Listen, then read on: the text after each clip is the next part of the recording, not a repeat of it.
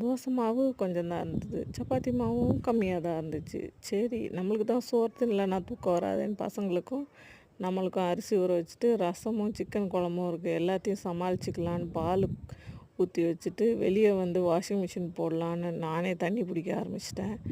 வெளியில் இவனுங்க படுக்கிறானுங்களே முடி எல்லாத்தையும் கழுவி விட்டுட்டு, உள்ளே எட்டி பார்த்தா பால் பொங்குதான்னு பார்த்தா பொங்கலைங்க.